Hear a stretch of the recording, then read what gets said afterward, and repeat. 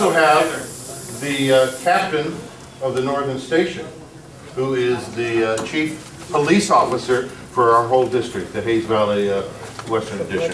Captain.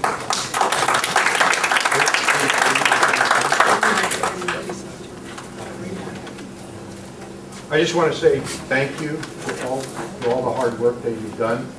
I really want to compliment a few people here. I want to thank Cheryl for the convener program. That has been so great. And I want to thank Supervisor Mercarini for bringing us all together on those Fridays so that everybody could go in the same direction. And I want to take this opportunity to thank the guys that are working in the Brothers for Change and the other programs, because you have a lot to do with why the homicide rate is down. And I want to thank you. So, that's all from the bottom of my heart to you guys. Thanks. Can I just say, feedback just to tell you what the rates are that have gone down, because it's pretty significant. The homicide rate from this year compared to last year is more than like 5 or 10%. It's not even 30% or 40%. It's 58%. That's huge. I just want to put it in context while we're talking about it, so you know what he's congratulating you for, what the big work is, what those numbers are. Anyway. And we have another gentleman here who just arrived, but he's also somebody that's very important to the whole Northern Station, the District 5, and we're talking about Supervisor Ross Mercarini.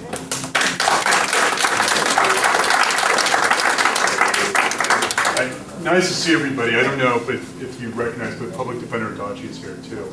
And we should hear from the Public Defender.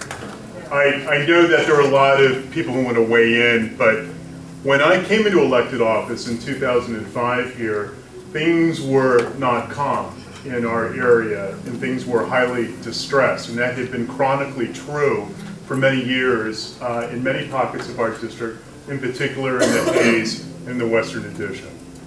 But it took, I think, a lot of assembling together a lot of moving parts that brought people towards a common focus, and that common focus was driven by a community response. It wasn't government driven. There's a lot of the work done in the Western Addition and in the Hayes Valley, people that have been dedicated to this organization on community policing and in trying to empower neighborhoods where resources were thin, that brought us a great result. The statistic that Mr. Henderson is talking about from the District Attorney's Office, that's held steady for 18 months. The greatest drop in violent crime anywhere in the city has been here in the Western Addition and in parts of District 5. And you should all feel very proud about that. But that anxiety, in the same way that we felt some years ago, that doesn't go away. At any one time, it feels like it could boomerang back.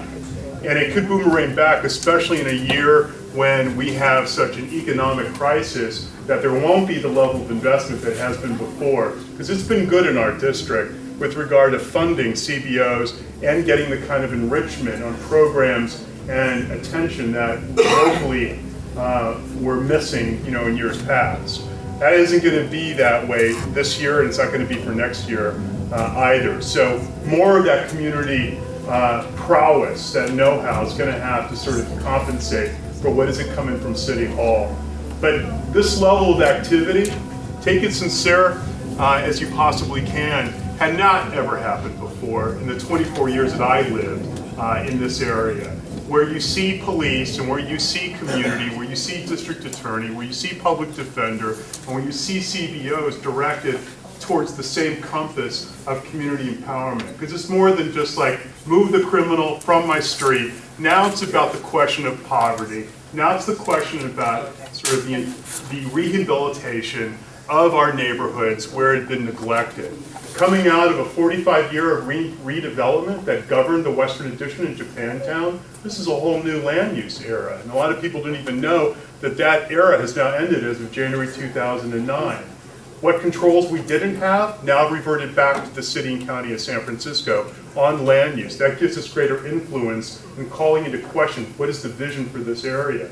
And while we have a respite because crime is less than what it was, let me just challenge all of us on these areas. And this is something I've been working with a lot of people in this room about That's something that we're gonna have to step up, but I think the city is failing on. And that's on reentry. I mean, this city has got a very high population on those who have recidivate, those who are formerly incarcerated, and those who are likely to repeat their offense again. The city, in my opinion, although does a good job in ad hocing, whether it's to the DA or public defender or the sheriff, or even some of these CDOs, in trying to prevent young people and adults from repeating their offenses, when you're looking at between a 65 to 72% repeat offense rate within 4 years in San Francisco, it actually exceeds the state average. That's worrisome. And so that doesn't mean we can rest on our laurels because we're celebrating the fact that we've done well. Now it's the time to go that extra inch and really, be able to do what we can to fortify that empowerment by making sure people who are coming out of the system, people who are looking to reintegrate back into society, are getting the kind of services and attention that we would expect to happen from the state or federal level when they return here. But that isn't happening. It's just not happening. They're not doing their part. So that's going to have to be compensated by us. And that means stepping up on smart reentry programs.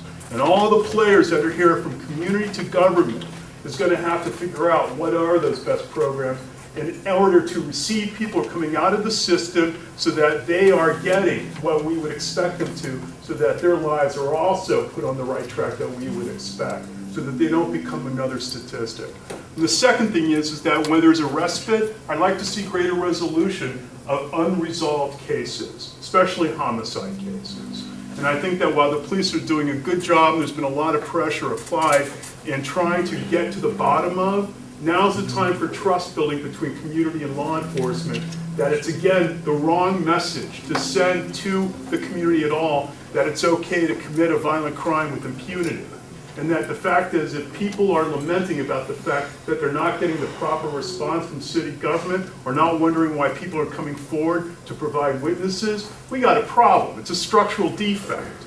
And that's important that we have to sort of zero in on that as well, so that we have an understanding that it's not okay to commit a crime. It's just not okay to commit a crime.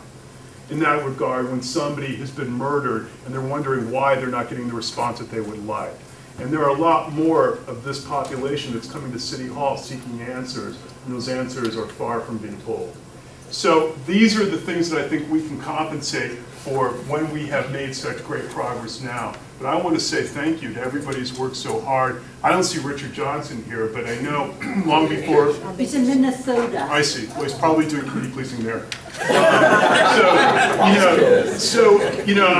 I think that many of the veterans of the neighborhood here, like Richard and others, have really helped plant the seeds and show template, as to how we can sort of, rise to a new standard. And I have to tell you, from where I sit at D5 in City Hall, other parts of the city ask us about this organization, HVNA, and ask us about individual CBOs. They want to know. They want to know how you've done it, how people come together, how you get over the gaps in trust and communication where that historically, have always been impediments. And so I tell them, people have worked it out, even if it means we sequester them in an office and they're not allowed to leave until we do work it. And that's worked too. Nice to see you. Thank you. How are you?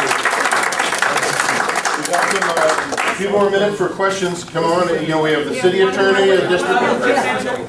I was going to hold that for questions for a few moments, and then to get the public defender.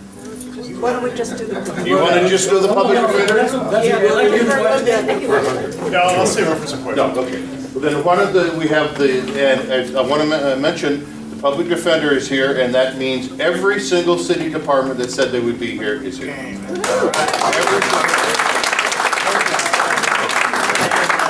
Thank you. It's great to be here. I'm sorry I was late. I was actually sitting next to Supervisor Mercarini at a 6-hour dinner. And we made it through the first 2 hours, and so thank you for saving us from that dinner. But it's really great to be here. I tell you, coming to Hayes Valley, Western Edition, the Fillmore, there's really nothing like it in the city. The vibrancy, the coming together is incredible. And I think that you should really be proud of what you've achieved. So much of what we think of when we think of crime is the negativity that's associated with it. But I can tell you, being a public defender for 23 years, there's a lot of opportunity in that so-called negativity. And it's very easy to analyze the problem as us against them, or the good guys against the bad guys. But when it comes down to it, unless an entire community comes together collectively, sharing a vision of upholding each other, only in that way do we achieve really the kind of community peace that I think we want. I know it's hard. I mean, even as a public defender, you know, we're all ingrained a certain way. And we think, my side is the right side. And the reality is that unless you look at all of the players, and often it's our clients, the 24,000 people we represent every year, they don't at any table. And so what we try to do as public defenders is bring the perspective of what we see behind the stories of the people who we represent. And one of the things that I learned is that most crime, I'm not talking about burning that off, okay? I'm talking about most crime are crimes of poverty. And you do see this. And you see that there's a reason why somebody's on a street corner selling a $10 rock of cocaine. That there's a reason why somebody's stealing something from a store. And not to say that crime is justified, but you can understand its roots. And as Russ has said, I think a very important thing that we need to do as a community is to look and address those roots. And that doesn't mean no enforcement. It doesn't mean that we don't hold people accountable. You know, as Paul Henderson was saying, that's very important. If there is an order by the court, that order needs to be respected. If there is a crime that's been committed, that crime needs to be prosecuted. But at the same time, unless we deal with the underlying reasons, you know, for that crime, you know, we're always going to be fighting the same battles. I mean, the officers see it on the street, and I'm sure it's frustrating for them because they see the same problems returning and returning and returning. But rather than just to point fingers at each other, which is really easy to do, it often happens, but it doesn't happen here. It doesn't tend to happen here because you really move the dialogue to a place where the focus is not on whose fault it is, but how do we fix it? And how everyone needs to take responsibility, you know, for their part. And I have to say that it's been a great learning experience for me and our department to participate in Mo Magic and Brothers for Change, all the work that you're doing. And as we move forward, and this is a very, very critical time, I think, you know, we have to, even though we hear about how bad things are, we have to make sure that those core services are protected in our communities. You know, and that's why I've taken a very strong stance and disagreed with the mayor when he said cut everybody 25%. You know, there are consequences to that, and we got to look at on the community level, you know, what those cuts are going to mean in terms of crime. You know, in terms of the you know, type of consequences that we often see too late. And so by taking this proactive role, each of you, I thank you. I look forward to dialoguing with you in the future. And again, thank you for organizing this event and having this.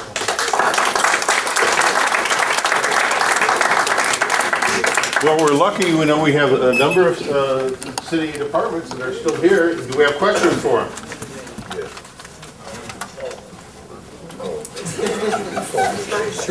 Hello, my name is